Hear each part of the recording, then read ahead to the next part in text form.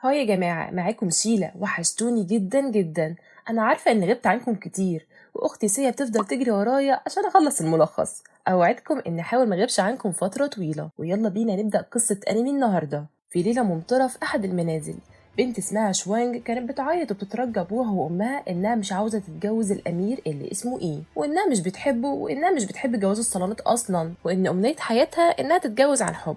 فأمها الغلبانة بتزعل على حال بنتها وبتحضنها وبتقول لها طول ما أنا هنا مش هسيبك تعاني أبدا يا حبيبتي. وبتترجى الأب إن ما يجوزش بنتهم لحد هما ما يعرفوهوش. فبيقول لمراته أنا متفهم كل حاجة، بس الجوازة دي الإمبراطور بنفسه هو اللي رتب لها، وما نقدرش نقول له لا او نعصيه، لان ده هيدمر عيلتنا وهيتحكم علينا بالاعدام. فبترمي شوانج نفسها على الارض وهي بتقول يا ريت يكون في بديل. فمراته اللي كنت مفكراها غلبانه طلعت حربايه، بتفكر جوزها ان هو عنده بنت تانية من زوجته الاولى اللي ماتت، وبتفكره انه كان نفاها في جبل اسمه غيمة الروح. فبيقول لمراته انا مش هينفع اعمل كده، وده معناه اننا بنخدع الامبراطور والعشيره كلها هتدفع الثمن. فالام بتحاول تقنع الاب وبتقوله ان الامبراطور رتب جواز بنته الكبيره ومحددش اي بنت بالظبط، وان يونشي المنفيه في جبل غيمة الروح هي الكبيره، وانهم يغيروا اسماء البنتين والهويه بتاعتهم، وبكده هتنجح الخطه. بيظهر الاب وهو قاعد بيفكر وبيقول لزوجته اقتراحك منطقي، ولازم نفكر اننا نخلي الخطه دي تنجح على المدى البعيد. وبتضحك شوانج بخبث وبتقول انها مش البنت الكبيره، وان ليها اخت اكبر منها عبيطه، والعيله اتخلت عنها الحمد لله، ومحدش في العيله بيحبها. وزي ما بيقولوا اقلب القدر على فمها تطلع البنت لامها. البنت والام مش سهلين خالص. تاني يوم بيظهر موكب الزفاف المنتظر، وفي العربية بنلاقي بنت لابسة فستان أحمر ومغطية وشها. هنا بتظهر العروسة وبترفع حجابها من على وشها وبتتفرج على القصر، وعينيها بتلمع من الفرح. وهنا بنعرف إن خطة الأب والأم نجحت، وإنهم أقنعوا البنت اللي اسمها يونشي وبطلتنا إنها تتجوز واحد متعرفوش وتضحي بنفسها من أجل عيلتها. بس هنسأل نفسنا هنا سؤال، إزاي الأب أقنع البنت اللي هو نفاها بنفسه بعيد عنه، وإن المفروض بنته تكون حاقدة عليه ومتقبلش طلبه ده؟ هنعرف السبب بعدين. وبتوصل يونشي عروستنا الحلوة للقصر، وبيدخلوها أوضة الزفاف عشان تنتظر جوزها اللي هي ما شافتوش وما تعرفوش أصلا. وبنلاقيها قاعدة زهقانة من الانتظار، وبتكلم نفسها وبتقول ايه ده، الجواز ممل جدا، انا عمالة الف على كوب رجلي من الصبح ومرتحتش، ايه اللي انا عملته في نفسي ده يا ربي. وبترفع حجابها وبتسأل الخدم اللي واقفين قدام الباب، وبتقول لهم انا زهقت ومعرفش انا ليه مستنية هنا لحد دلوقتي. فالخدم بيضحكوا من سؤالها، وبيرد عليها وبيقول لها يا مولاتي ما تستعجليش واجباتك الزوجية. فبتقول له يعني ايه واجباتي الزوجية؟ فالخادمة هي اللي بترد عليها وبتقول لها اصبري شوية بس وهتعرفي بنفسك لما جوزك يجي. وبيقول الخادم للخادمة إن المحظيات بيتكلموا عن الأمير إيه، وبيقولوا عنه إنه سياف خبير قوي. طبعا كلنا عارفين بيقصد إيه، وإن قتاله بالسيف متقن جدا في الليل. والخادمة وشها بيحمر وبتتحرج من كلامه. طبعا كلنا متحمسين نشوف الأمير الوسيم الخبير ده اللي بيتكلموا عنه. هنشوفه وكلنا هنقع في حبه. بنلاقي يونتي كانت بتنام على نفسها وبتصحى بتقول للخادم انت بتقول ايه، الامير بيتمرن بسيف بالليل؟ فالخادمه بتقول لها لا متقلقيش، جلالته هياخد شاور وهيجيلك على طول. فيونتي بتقول لنفسها ده شكله مهووس بالفنون القتاليه لدرجه انه يتمرن يوم زفافه. فبيرد عليها الخادم بسخريه وبيقول لها يا مولاتي انت بتعرفيش ان الامير بيتمرن كل يوم بالليل، ده لقبه طاعن الليل.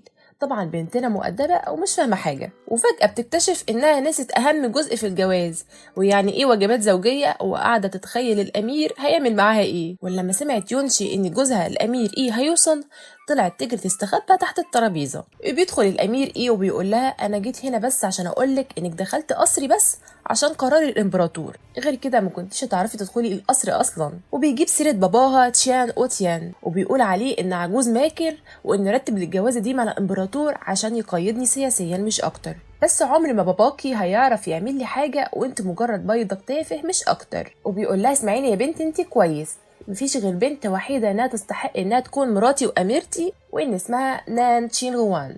وبيقول لها شكلك من النوع اللي بيحب يستخبى، حلو قوي كده، انا كده كده مش عاوز اشوف وشك اصلا.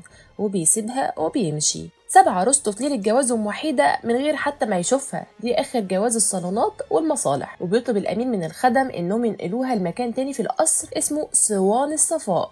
فبيتصدموا من المكان ده. يا ترى ليه بيتصدموا؟ هنعرف بعدين. وبيجروا عليها بعد ما الامير مشى ومفكرينها منهارة وزعلانة وقلبها اتكسر، وبيحاولوا يطبطبوا عليها ويواسوها، لكن اتصدموا لما لقوها فرحانة وبتتنطط من الفرحة وبتزق الترابيزة وقاعدة بترقص وبتقول انا مش هقلق تاني بشأن امتاع الامير الغبي ده، انا كده بقيت حرة. وفي مشهد تاني بنلاقي الخادمة بتسأل الخادم ليه كانت ردة فعلك مختلفة وفيها صدمة لما الأمير قال ننقلها لدار سيوان الصفاء. قال لها انت متعرفيش حاجة، المكان ده مسكون بالأشباح ومهجور بقاله فترة كبيرة. لما نشوف يونشي هتعمل ايه في المكان المسكون ده. منك لله يا أمير انت اللي مبهدل بنتنا. وبتتصدم يونشي أول لما تشوف المكان شوية والمكان هيقع فوق راسها، وتقول أنا عمري ما شفت أمير بخيل كده، يعني عنده مباني كتير حلوة في قصره ويروح يقعدني في مكان زي ده. وبنلاقي الخادمة اللي فتحت لها الباب طلعت تهرب وسابتها لوحدها في المكان المهجور المتهالك ده.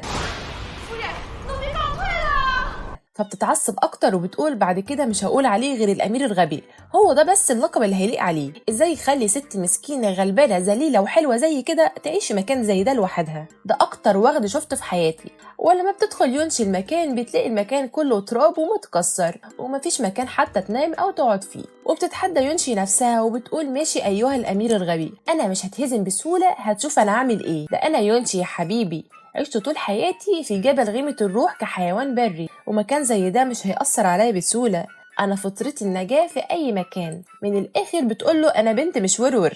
هتشوف أيها الأمير الغبي لما خلي المكان ده يلمع من نظافة في خلال فترة قصيرة. ولما بتحاول يونشي تنظف المكان بنفسها ما بتعرفش، لأن الأساس تقيل عليها جدا. يونشي تسكت؟ لا ما تسكتش. واتفاجئنا انها تستدعي شبح هي حبساه في علبه، ولما بتحاول تطلع يونشي الشبح بيخرج متعصب عليها ويقول لها انت ازاي تحبسيني فتره طويله كده. فبتستعمل يونشي الجزء الكيوت والمغري اللي جواه اي ست، وبتقول له انا اسفه، انا نسيتك بالغلط، يا ريت تسامحني، انا ما كانش قصدي. وبتغمز له بعينيها. فبيقول لها انت مش بيهمك غير الجواز، اول لما لقيتي ان جالك عريس نسيتيني على طول. قلت له ما انت عارف سبب جوازي. وبتعتذر له وتقول له انا اسفه بقى، سامحني بقى. قال لها قولي اللي انت عاوزاه، انا كده كده هعاقبك. طبعا عقابه الشبحي قاسي قوي قوي يا جماعه، بيشدها من خدودها، كيوت قوي والله. ويونشي حكيت له كل اللي حصل لما دخلت القصر. قال لها بقى كده انا فكرتك عايشه عيشه مرفهه ونسيتيني، طلعتي غلبانه، وانا من يوم ما عرفتك كل يوم مليء بالفشل والحظ السيء، ففكرتك لما تروحي المدينه وتتجوزي امير بقى الدنيا هتبقى حلوه. طلع النحس مكمل معاكي في اي حته. وقعد بقى يتنمر عليها ويقول لها انت المفروض يكون اسمك نحس مش يونشي. قالت له بقى خلاص كفايه الشكوى والكلام الكتير مش هيفيد بحاجه، يلا بقى ساعدني وخليك كده متفائل وشبح حلو وامور كده. قال لها اساعدك بايه؟ قالت له هتنضف المكان بس. وبتشده ناحيتها وبتحضنه بخدود الحلوه دي، وبتقول له خلاص بقى يا موتشي خليك فرفوش بقى، الله ساعدني، انت محدش ظريف وعسول زيك يا موتشي. وبنلاقي موتشي بيتأثر بالكلام الحلو ده وبيستخدم قواه السحرية وبينظف المكان فعلا. ويعني بعد ما التنظيف خلص بيكون طاقة يونشي وموتشي خلصت خالص. طبعا يونشي تسكت؟ لا، لازم كل 5 دقايق تشتم الامير لما تفتكر ان هو كان السبب وانه جابها للمكان ده. وبتقول انا لو شفته تاني هعمل فيه مقالب كتير تشفي غليلي من جوه. موتشي بقى يصدمها بالواقع ويقول لها مقالب ايه بس دلوقتي، دوري على طريقة تعرفي تعيشي بيها في المكان ده الاول يا ستي، عرفتينا معاكي. فبتقول لموتشي انا مش قلقانه، كده كده الامور الحلوه بتحصل مع المحظوظين، وبما اننا عايشين في قصر اكيد هيكون في اكل وشرب كل يوم وحاجات حلوه. تحسه موتشي بيقول لنفسه انت محظوظه قوي يا حبيبتي، ده عبيطه دي ولا ايه؟ وفجاه بتفتكر يونشي انها جعانه وانها ما اكلتش طول اليوم حاجه، وبيقول لها موتشي ان هو كمان جعان. قال لها التفاؤل بتاعك ده هينفع ناكله طيب؟ وفجأة بتقرر يونشي إنها تتنكر بزي نينجا وتروح تسرق أكل من المطبخ بنفسها. وفجأة وهي بتدور على مكان المطبخ من فوق السطوح بتلاقي حد وراها بيظهر وبتفكره موتشي وبتقوله هش وطي صوتك كده هيتم اكتشافنا. بيرد عليها راجل وبيقول لها ايه ده انت معاكي حد متواطئ كمان؟ فبتتخض يونشي وبتنط بعيده عنه. طبعا بتعرفش ان موتشي وقع من طوله فجاه وهو معاها في الطريق بسبب احساسه بطاقه معينه، وبيقول له انت مين؟ طبعا هو ما يعرفش انها بنت ومفكرها ولد لص او جاسوس. فبيحاول يهاجمها لكن يونشي بتتصدى لهجومه وهدومه بتتفك شويه. ويونشي اول لما شافت عضلات بطنه عينيها بتنزل قلوب خلاص، كلنا والله يا يونشي زيك. وبتقول له يونشي انت بالعضلات دي اكيد مش حارس خالص، وان الحراس بيلبسوا الزي الرسمي ليهم في مناوبتهم الليليه. فبيمسك هدومه ويغطي عضلاته على طول. اتكسف يا عيني. طبعا كلنا هنا اكتشفنا ان هو الامير اللي هو جوزها طبعا، ما عدا يونشي بطلتنا متعرفش ان هو الامير. وبيحاول يهاجمها تاني وبتتصدم يونشي من قوته في الفنون القتالية وعرف انه يثبت رجليها، ولما حاول يشيل عنها القناع رمت عليه دخان مخدر عشان تقدر تهرب. وبيجي الحراس جري للامير بس بتكون يونشي عرفت تهرب. طبعا اول حاجه جت على بال الامير ان ده من عمل تشيان اوتيان والد يونشي، بما ان بينهم عداوه. تاني يوم بنلاقي يونشي بتتمشى في الحديقه مع موتشي، وهي بتقول انا من يوم ما اتجوزت مكان اختي شوانج وانا ما حصلش معايا حاجه عدله خالص، طردوني وقعدوني في مكان متهالك، وكمان تم اتهامي ان قاتله مأجوره، كل ده عشان كنت عاوز اكل مش اكتر، منك لله اللي كان السبب.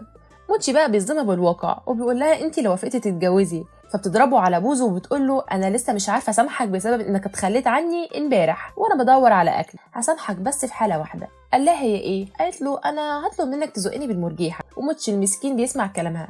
بطلتنا يونشي قويه ومفتريه، ويونشي قاعده تلعب وتتمرجح، بيسمعها راجل كده ماشي في القصر وهو بيقول يا ترى مين الجريء اللي عامل دوشه في القصر ده، انا لازم اقبض عليه وادبه عشان يعرف مقامه كويس. وبيقف كده وبيتصدم لما يلاقيها بنت جميله، شكله غير رايه لما شافها. ويونشي يا عيني متنحه، يا ترى مين الراجل الامور الوسيم ده. اول ما بيقرب منها بتغطي يونشي وشها وبتقول له شكلك عاوز تتمرجح، اتفضل اتفضل هسيب لك المرجيحه. قال لها لا لا اتمرجحي انتي، لما تخلصي هتمرجح بعدك. مش كان من شويه بيقول انه هيعاقبها؟ لا ده عاوز يتمرجح كمان زيها. قالت له مش هينفع نتمرجح سوا، ووشها بيحمر، شكلها كده وقعت في غرامه. وموتشي بيحاول يفوقها ويقول لها فوقي يا ست انتي اللي بتقع في غرام اي شاب وسيم، انا مش هقدر مرجعكم سوا. ويونشي يا عيني محروجه وبتحاول تمشي بسرعه، بتقول له انا مشغوله، وبيحاول يوقفها وبيقول لها طالما ما عرفناش نتمرجح سوا طب ينفع نكون اصحاب؟ قال لها انا اسمي يو زموا، وانتي اسمك ايه يا انسه؟ فموتشي بيحط ايده على بقها عشان ما تتهورش وتنطق باسمها. ويو زموا شايفها واحده مجنونه خلاص بتعمل حركات مجنونه قدامه. قالت له انا مجرد خادمه هنا مش اكتر. فقال لها مركزك كده كده مش مهم، قولي لي بس اسمك، انا مش هعمل لك حاجه ما تقلقيش. قالت له لا انا ماشيه سلام. وقف متنح لان دي شكلها اول بنت ترفضه، يسيبها تمشي؟ لا دي جت على كبرياء وخلاص. وحاول يوقفها ويقول لها ان في مثل بيقول ان عدم الرد على ما تلقاه المرء وقاحه، انا قلت لك اسمي فلازم بقى تقولي لي اسمك، ده من الذوق يا انسه. فبتسيبه وتمشي بهدوء ويقول لها بوش حزين قولي لي اسمك يا انسه. فيمشي بتقول له انت عاوز تعرفه بجد؟ قرب منها ومسك ايديها وبيقول لها قولي لي اسمك عشان نشوفك تاني زي اليوم ده. فيونشي بتمسك ايده بحنيه وفجاه تشيله على كتافها وترميه على الارض. طبعا يونشي بنتنا عمرها ما تعرف تكون رومانسيه ابدا. مشهد تاني بنلاقي الامير زوج يونشي اللي متعرفوش قاعد بيسترخي في حمامه الملكي، وبيجيله يو زوموا اخوه اللي اتضرب من يونشي من شويه. قال له الامير بتعمل ايه هنا؟ قال له انا جاي اخد حمام هنا زيك لان ظهري وجسمي بيوجعني خالص. الامير بيقول له يا ترى بيوجعك ليه؟ اكيد عملت مصيبه. قال له ان في واحده خادمه من عندك رمتني رميه الكتف. فالامير بيستغرب وبيقول له انا اول مره اعرف ان في خادمه كده شجاعه في قصري، ده انا لازم ارقيها. فيو زوموا بيقول له انت مش بيأنمك ضميرك طيب انك تقول كده بعد اللي عملته فيا؟ قال له لا ابدا، وقصف جبهته. قال له هقول لك القصه بمنظور تاني خالص، البنت دي جميله جدا، حتى رميه الكتف دي كنت مستمتع بيها، وضرب الحبيب زي اكل الزبيب زي ما بيقولوا. وبيقول للامير انت عمرك ما جربت انك تترمى رميه الكتف، فاكيد مش هتحس بشعوري. قالوا لا ما اتمناش ترمي رميه الكتف الرومانسيه بتاعتك دي. بيحاول يعمل نفسه كيوت وبيطلب الخادمه دي من اخوه وتكون من الحريم والكتير اللي عنده. قال له قول لي اسمها بس. قال له للاسف ما اعرفش اسمها، كل اللي اعرفه انها جديده هنا. قال له الامير باعتبارها خادمه جديده هبعت لك كل الخادمات الجداد لحد عندك. وبيتبسط قوي ان اخوه وافق، وبيسال يوزم واخوه الامير وانت بقى عامل الايام دي مع مراتك الجديده؟ قال له مفيش جديد، ما انت عارف الوضع. فيوزم بيقول انا سمعت انها اجمل بنت في بيت المستشار، وكل الرجاله حاولوا يتقدموا لها بس هي رفضتهم، وفي النهايه بابانا هو اللي رتب لك الجوازه دي. فبيتضايق منه الامير فيوزم بيقول له شكلك كده ما حبيتهاش خالص. قال له لا خالص، وما تجيبش سيرتها تاني قدامي. وبيسألوا الأمير عن الموضوع اللي طلب منه يتحرى عنه. قال له يو زوموا إن تشيان أوتيان بيخطط لحاجة، طبعا عارفين إن تشيان أوتيان ده بيكون والد يونشي. بيقول الأمير إن أول بس ما يمسك دليل على خيانة تشيان أوتيان هيخلي العشيرة كلها تدفع الثمن دم. فبيقول يو زوموا ده بس ده هيشمع زوجتك الجديدة، ما هي بنته. فبيردش عليه وبيمشي، وبيقول لنفسه على أخوه إن أخوه مسكين والله. وفي مشهد تاني بنلاقي يونشي في الحديقة قاعدة بتغني قصيدة، وبتلاقي حد بيرد على نفس القصيدة، وبتحاول تقرب عشان تعرف هي مين، وبتحضنها يونشي وهي مغمضة عينيها. وفجأة يونشي بتقول أنا حاسة إن في حاجة غلط، وفجأة بتكتشف إنه حصان، والحصان بتصدم وبيقول كائن بشري يا لهوي، وبيحضنوا بعض خلاص وبقوا سول ميت. وبتقعد الحصان الأنثى تشتكي لها همها، وبتقول لها إن الأمير كان بيركبني كل يوم بلهفة، لكن الأيام دي مش بشوفه خالص غير مرة في الشهر. فبترد عليها يونشي بتواسيها وبتقول لها ده واخد ومزعج جدا، ما تزعليش نفسك عشان واحد زيه، وعيشي حياتك، انت اظرف واجمل من انك تستني المهرج الغبي ده، انت ازاي تحبيه اصلا؟ دوري على سيد تاني ليكي وخلاص. قالت لها الموضوع ده مش بالسهوله دي خالص، انا كل ما بيظهر حصان جديد مش بيعجبني، والأحصنة اللي من نوعي المفضل مش بتظهر أصلا. فيونشي بتقول لها ما تقلقيش، أنا بحبك وأنا عندي كام خدعة روحانية كده وهنتبسط سوا، خلينا نخرج مع بعض كتير. قالت لها أنا اسمي تشيان يونشي، وأنتي اسمك إيه؟ قالت لها اسمي يبدو شيطانين وخبيث كده، أتكسف أقولهولك. يونشي قالت لها ما يهمنيش اسمك القديم كان إيه، المهم اسمك الجديد هيكون ايه، انا هسميكي جولييت. فبترد عليها وبتقول لها انت في الحاله دي اللي هتكوني روميو؟ قالت لها ايوه طبعا، انا هكون عينك وعكازك. فبترد عليها ما تقوليش عليا جولييت عشان بتحبيني دلوقتي وبس، وبعد كده ترميني زي اي حصان. قالت لها لا مش هيحصل ابدا يا جولييت، خلاص لقينا قصه حب روميو وجولييت من نوع جديد. وبتطلب منها يونشي انها تركبها وبتتبسط يونشي قوي. وبيلاحظ يونشي امير تاني من اخوات الامير ايه، وهو بيقول لنفسه ان الحصانه بتاعت اخويا شيطانه وعنيده جدا ومخلصه وعمرها ما سمحت لحد غريب يركبها غير اخويا.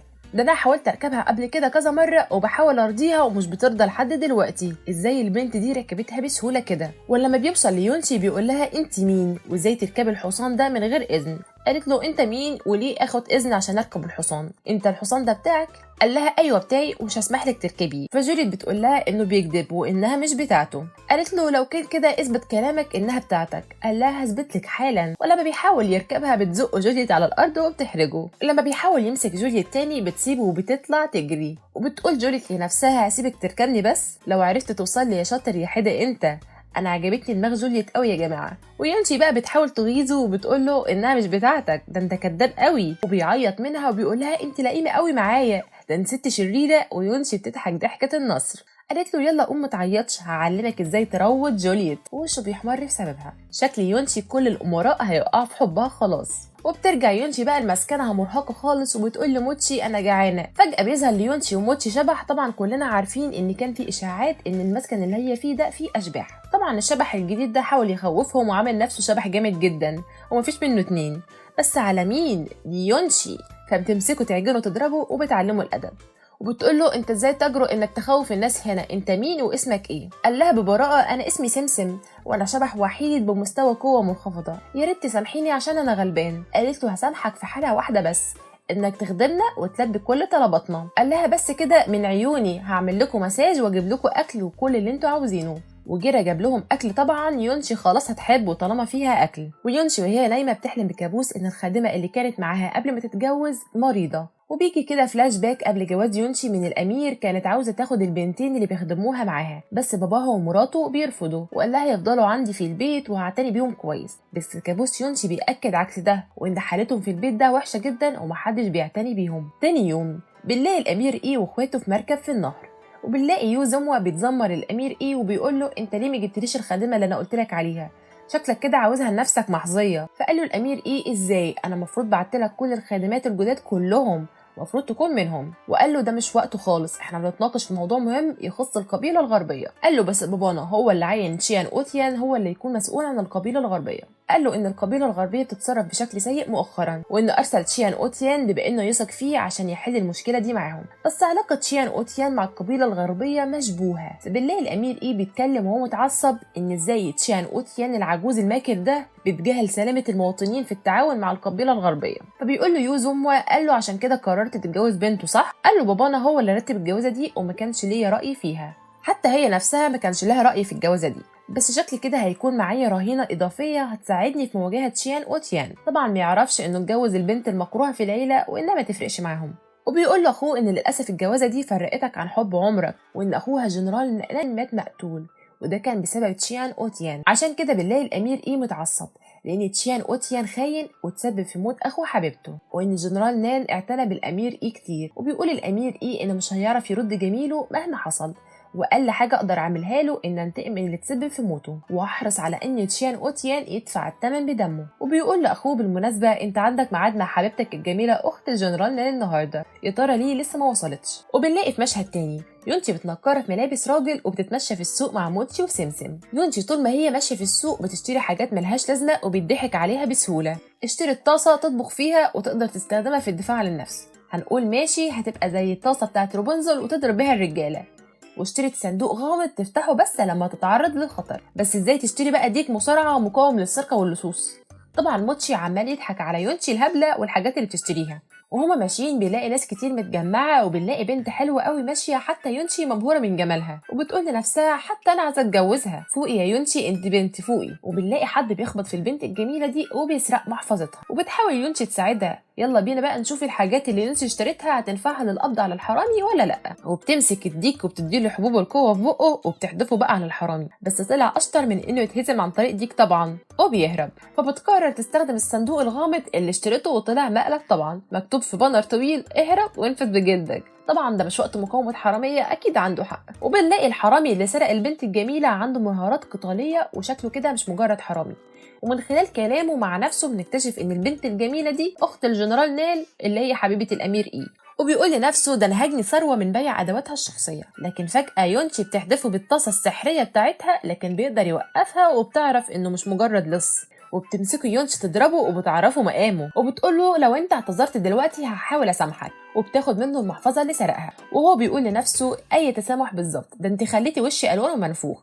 وبيحاول يخدع الحرامي يونشي وبيرمي عليها ابره مخدره، لكن سمسم بيتصدى لده وبيقع على الارض. وبتتعصب يونشي منه اكتر وبتقول له انت ازاي تتجرأ وتأذي صديقي. فالحرامي واقف مستغرب وبيقول اي صديق، انا مش شايف غيرنا. طبعا ما حدش بيشوف اشباح يونشي غيرها. وبتحدف على الحرامي السم الدخان اللي استخدمته قبل كده لما هاجمها الامير اي عشان تعرف تهرب. وبنلاقي اللي بيلاحظ الدخان ده الامير اي وهو على المركب بتاعه، وكان قرب عليهم خلاص، وبيطير الامير اي عليهم طيران مش جري. وفجأة بيظهر ورا يونشي الامير اي، طبعا لسه ما يعرفوش بعض، وكمان يونشي بتنكرها كراجل وبتقول له شكلك متواطئ مع الحرامي ده. فبيقول الامير ايه انا عندي سؤال عاوز اساله لك. ولما بتحاول يونشي تمسكه وترميه رميه الكتف ما بتعرفش. طبعا الامير ايه قواه القتاليه قويه جدا، وبيمسك ايد يونشي وبيساله انت جبت القنبله الدخانيه دي منين؟ قالت له ده ما يخصكش، وبتضربه بالقلم على وشه. فبيمسك يونشي من رقبتها بقوه وبيرميها على الارض، ويونشي خلاص بتموت تحت ايده وبتختنق. وبيقول له انت ازاي تجرؤ وتضرب وجه الامير؟ اعترف انت القاتل المأجور اللي حاولت تهاجمني في قصري قبل يومين. طبعا يونشي مش فاهمه هو بيتكلم عن ايه، وقالت له انا معرفش انت بتتكلم عن ايه. وفجاه بتكتشف انه قال لها انه امير في وسط كلامه، وبتقول لنفسها يا نهار اسود ده شكله الامير جوزي. الامير ايه قال له لو ما اعترفتش دلوقتي هكسر رقبتك. وبنلاقي حبيبه الامير ايه بتوقفه وبتفهمه ان الشخص ده كان بيحاول يساعدها وبيرجع لها المحفظه اللي الحرامي سرقها منها. طبعا بيسمع كلام حبيبته ومش بيرفض لها طلب، وبيسالها انت طلبتي اجيلك عشان نروح نصلي في المعبد، وفي حاجه حصلت؟ قالت له مامتي بتحلم بكوابيس بقالها فتره وفقدت الشهيه بتاعتها، واستشارات الطبيب ما كانتش ليها اي فايده. وقالت له ان الصلاه في المعبد ممكن تنفع. قال لها ان مرض مامتك وعجزها عن التعافي كان بسبب وفاه الجنرال نان. قال لها ما تقلقيش هقطع تشان وتشان 1000 قطعه عشان نروحوا تركض بسلام. بنلاقي يونشي كانت هربت بعد الموقف ده وروحها بتطلع منها، وبتقول يا ريتني شفت التاريخ النهارده قبل ما اطلع من البيت عشان نشوف اليوم كان هيكون حظي نحس ولا لا. ومسكت يونشي موتشي وبتديله بالاقلام على وشه، وبتقول لي يا غبي انت ليه ما ساعدتنيش؟ قال لها انا كنت حاسس بالتعب والضعف فجاه. مسكته يونشي من خدوده وبتقول له انت بتحس بالتعب بس لما احتاج مساعدتك، وبتحس بس بالحيويه لما العشاء يكون جاهز يا بتاع كرشك. فبتدخل سمسم في الحوار وبيقول لها ان اللي بيقوله موتشي صح، وقال لها انه لما كان بالقرب من قصر الامير ايه وانا كنت بدور على اكل كان في طاقه بتستنزفني وما تعفتش الا في اليوم اللي بعده. وبتقعد يونشي تفتكر اليوم اللي واجهت فيه الامير ايه وهي بتدور على اكل، وان موتشي برده كان يومها اغمى عليه وحس التعب فجاه. وبتتضايق يونشي بتقول انا ليه دايما بتحصل لي حاجات سيئه لما يكون الامير الغبي ده موجود، ده وشه نحس عليا. وبنلاقي في نفس الوقت الامير ايه بيحكي لهم ان من يومين هاجموا شخص بيستخدم نفس الدخان المخدر ده، وان السلاح ده بيتم استخدامه بس من قبل القبيله الغربيه. واعتقد بما ان تشان اوتيان بقى حليف ليهم يبقى اكيد ليه علاقه بالموضوع ده. وبيطلب الامير ايه من حراسه انهم يقفلوا المدينه ويدوروا على الراجل ده عشان هيكون حلقه الوصل بينهم وبين شيان اوتيان، كده هيعرف يجيب دليل على انه خاين. فبيوقفوا اخوه يوزوما وبيقول له ما تتهورش انت كده بتنبه العدو، وقال له الشخص ده شكله صالح بما انه ساعد حبيبتك ورجع لها محفظتها. وبيقول له طالما مش معاك دليل ما تتصرفش بتهور وتأنى شويه. وبيقول له تمام هتجاهل الموضوع المره دي بس. وبنلاقي يونشي ماشيه في السوق وقاعده بتفكر وبتقول لنفسها يبقى انت الامير ايه اللي المفروض تكون جوزي، ومهما يكون انا لو شفتك تاني هضربك ومش هخلي فيك حته سليمه. وبيقول لها موتشي انت بتقولي كده وانت بتعرفتيش حتى على جوزك. قالت له وهو برده معرفنيش. قال لها ما انت متنكره على شكل راجل هيعرفك ازاي يعني. وبنرجع تاني لخناقات يونشي وموتشي، وسمسم بيحاول يهدي ما بينهم وبيقول لهم سمسم شوفوا ده احلى مطعم في العاصمه بيقدم اكل حلو قوي اكيد جعانين يلا بينا نجربه. فجاه بنلاقي باب المطعم بيتفتح وراجل بيترمى بره الباب، وبنلاقي ست جميله خارجه مع 2 حراس، وبتقول للراجل اللي اترمى انا قلت لك قبل كده لازم يكون معاك حاجه من الاتنين، لا تكون وسيم لا يكون معاك فلوس، وانت مش معاك الاتنين، يا ريت ما نشوفش وشك هنا تاني. وفجاه البنت الجميله دي اول ما بتشوف يونشي وشها بيحمر، وبتقول في سرها ايه الراجل الوسيم الحلو ده، وتقرب من يونشي وبتقول له انا اسفه على اللي حصل ده يا سيدي، انا عازمك على دجاج مجانا، ايه رايك؟ طبعا يونشي ما بتصدق ودخلت معاها. بتبدا البنت تتحرش بيونشي وتقول له انت ساحر قوي وعاجبني قوي قوي، فبتمسك يونشي ايديها قبل ما تروح في حته غلط كده ولا كده وتقول لها بتعملي ايه؟ فبتضحك وبتقول له ما تخافش، انا عندي شويه معلومات عن فن التدليك هتحب تجربها، ولو عندك اي تصلب في جسمك هستخدم سحر عليك. بنلاقي موتشي بيقول لنفسه اي غبي هيصدق ده باين جدا انها تستغل الرجاله عشان فلوسهم مش اكتر.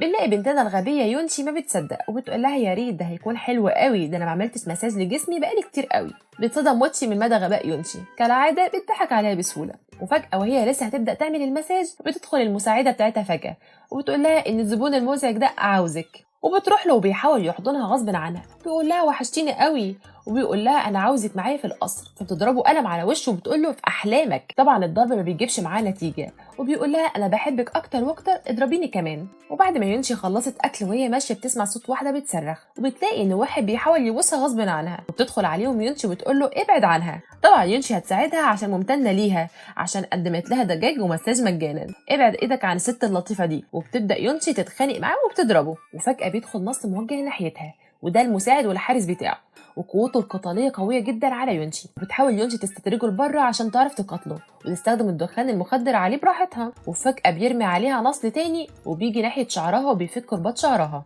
وفي نفس اللحظه بنلاقي الامير ايه وحبيبته واخواته داخلين على المطعم، ويونشي بتقع من فوق وبيجري الامير ايه عشان يمسكها قبل ما تقع، وبتقع في حضنه ووشها بيحمر من وسامته. طبعا لما شعرها اتفك بان جدا انها بنت مش راجل، وبيقول لها الامير ايه ده انت طلعت بنت؟ فبتقول له سيبني سيبني نزلني. وبنلاقي يو زوموا بيقرب منها وبيمسك ايديها، قال لها اخيرا شفتك تاني. بتقول له ابعد عني انت مين اصلا؟ قال لها انا يو زوموا الراجل اللي رمتيني رمية الكتف. قالت له افتكرتك. قال لها تعالي بقى وكوني اميرتي وهوعدك اني هسعدك. فبيتدخل الامير ايه وبيقول له لا، وبيمسك ايد يونشي وبيقول دي هتيجي معايا انا. فبيتضايق منه يو زوموا وبيقول له من واحنا صغيرين بتحاول على طول تاخد حاجتي، بس المره دي لا مش هسمح لك. فبتقول لهم يونشي انتوا مفكريني ايه لعبه؟ اي حد هيقرب منه هعضه. وبتهوهو عليهم. بطلتنا لطيفة وبرية قوي، طبيعي كل الرجالة يقع في حبها. وهي بترجع لورا بيمسكها الراجل المتحرش اللي ضربته فوق عشان كان بيتحرش بالست اللطيفة، وطلع هو كمان امير واخوهم. وبيقول لها ما كنتش اعرف انك بنت جميله قوي كده، انا اسف اني كنت وقح معاكي من شويه. فبتتضايق يونشي منه وبتضربه بالبوكس في وشه. وبنلاقي الثلاثه بيحاولوا ياخدوها والامير ايه بيقول لهم محدش هياخدها وان ليها علاقه بالقاتل المأجور اللي هاجمني قبل كده، وانا هاخدها معايا القصر عشان استجوبها. فاخوهم الصغير بيقول لهم انتوا ليه تتخانقوا على واحده ست؟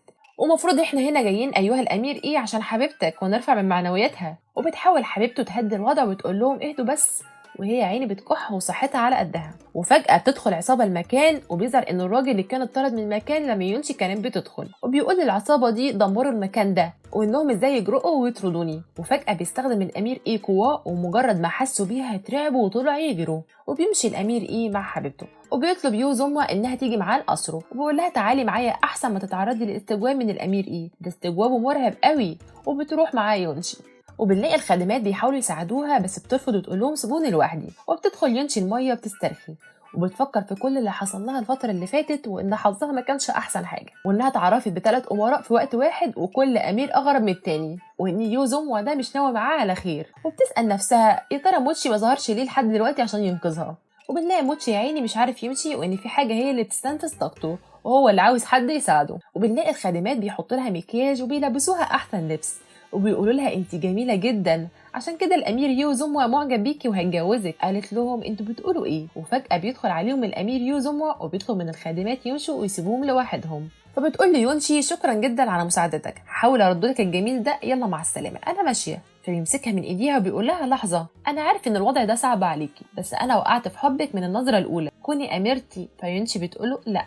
قال لها ايه ده انت بترفضيني؟ فبيقطعهم واحد من الخدم وبيقول له ان في حد جاي يزورك. فبيتعصب، دايما اللحظات الرومانسيه مع يونشي ما بتكملش وعمال يعيط على حظه ويقول مش عاوز امشي. ويونشي بتزقه برجليها وتقول له امشي امشي بقى زهقتيني. قال لها خليكي هنا ما تقلقيش هرجع لك تاني. وفي مشهد تاني بنلاقي مساعد الامير ايه بيقول له انا اخدت اللوحه دي ودورت على الخادمه دي في القصر ومحدش يعرفها خالص، وبنلاقي صوره يونشي اللي في اللوحه دي، وقال له ان في خادمه قالت له ان البنت اللي في اللوحه دي شبه الاميره اللي في دار سيوان الصفاء ومراتك.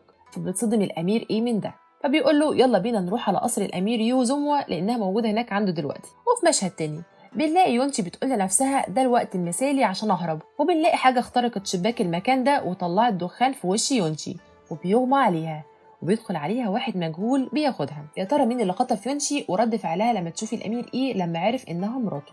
ورد فعل يوزوما لانه كان عاوز يتجوزها وما يعرفش انها مرات اخوه. هنعرف ده في الملخص الجاي.